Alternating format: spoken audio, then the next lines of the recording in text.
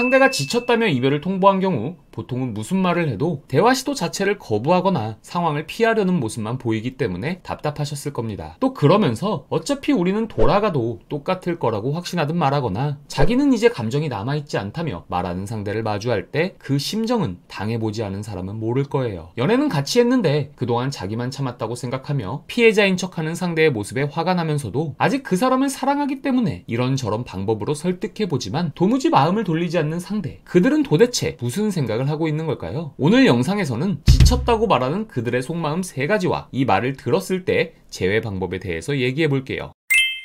첫 번째는 노력의 불균형으로 인해 감정이 소진됐다고 느끼는 경우인데요. 이때 보통 상대는 이 관계는 나만 노력하는 관계라는 생각을 해요. 이 경우 실제로 여러분과 상대방이 관계에서 얼마나 노력했느냐는 중요하지 않아요. 왜냐하면 사람은 누구나 자기가 한 일에 대해서는 확대 해석하고 남이 보이는 노력은 무시하는 경향이 있기 때문이죠. 그럴 수밖에 없는 이유는 내가 한 일에 대해서는 작은 부분 하나까지 세세하게 알 수 있지만 상대가 한 일에 대해서는 속속들이 알 수 없기 때문이죠. 그러다 보니 나는 이만큼 노력했는데 자꾸 관계가 삐걱된다면 나만큼 노력하지 않은 것 같은 상대의 탓을 하게 되죠. 이 과정에서 혹여라도 상대가 나는 이만큼 했는데 너는 뭐 했냐며 직접적으로 표현을 하게 되면 서로 감정이 상하고 잠시 화해했다가도 또 상황이 반복되면서 점점 감정이 소진되고 결국 우린 안 맞구나라는 생각이 들기 마련이죠. 그래서 만약 이런 상황이라면 잘잘못을 따지기 이전에 상대의 말을 들어줄 필요가 있어요. 여기서 만약 상대의 입장을 반박하거나 여러분의 생각을 어필하게 되면 상대 역시 자기 주장만 더 고집스럽게 앞세우게 되니까요. 내가 져줘야 한다 뭐 이런 말을 하는 게 아닙니다. 어차피 애초에 이 문제는 노력에 대한 경중을 따지기도 어려울 뿐더러 누가 잘했고 잘못했느냐의 문제가 아니라 서로의 입장 차이에서 시작된 문제이기 때문에 그 차이를 좁히기 위해선 상대를 이해해야 하죠. 그리고 이해를 위해서는 상대의 느낌, 생각, 감정을 정확히 알아야 하고 그러기 위해선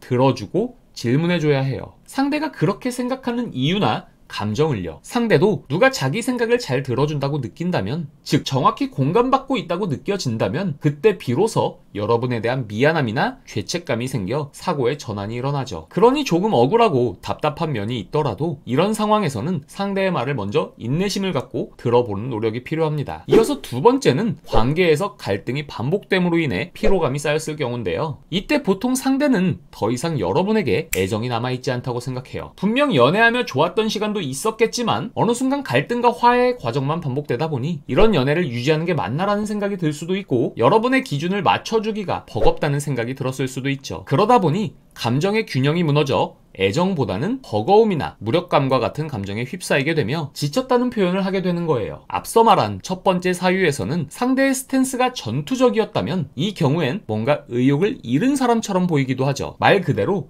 감정이 모두 소진된 경우로 이땐 그들만의 공간과 시간 속에서 안정감을 되찾게 할 필요가 있어요. 물론 처음에는 오랜만에 찾은 안정감으로 인해 이별에 대한 선택을 잘한 결정이라고 생각할 수도 있지만 상대 역시 여러분에게 진심이었다면 그 감정은 그리 오래가지 못할 때가 많아요. 여러분에 대한 애정이 소멸된 게 아닌 갈등으로 인한 피로감으로 인해 다른 감정들에 잠시 가려진 경우가 대부분이기 때문이죠. 물론 상황에 따라 연애 기간에 따라 얼마나 시간을 줘야 하는지에 대한 디테일은 다르기 때문에 여러분의 상황을 댓글로 남겨주시면 제가 여러분의 상황에 맞는 답변을 드릴게요. 마지막 세 번째는 변화에 대한 기대를 포기한 경우로 이때 상대는 이 관계는 개선이 불가능하다고 생각하며 우린 안 맞아 라고 생각하는 경향이 있어요. 이 경우는 특히나 둘 사이에 절대 좁힐 수 없는 의견 차이나 가치관의 차이가 있는 경우가 많은데요. 처음에는 좋아하는 마음으로 이것들을 억지로 외면했거나 참아왔지만 결국엔 어느 한쪽이 터지게 되며 문제가 시작되죠. 보통 이런 상황에서 이별하게 되면 이별을 통보받은 쪽에서는 앞으로 달라지겠다, 이해하겠다 뭐 이런 말들로 상대를 붙잡지만 오히려 이럴 때일수록 더욱 변화 가능성에 대한 언급을 조심해야 하는데요. 왜냐하면 이미 여러분은 상대에게 양치기 소년이 돼 있을 확률이 높기 때문에 섣불리 내뱉는 다짐이나 변화의 약속들이 오히려 상대를 더 지치게 할 수 있기 때문이죠. 이때는 여러분이 자기 자신에게 진지하게 물어봐야 해요. 상대와의 차이를 내가 수용할 수 있냐 없냐를 말이죠. 또한 이 상황에서 상대가 바뀌길 기대하는 건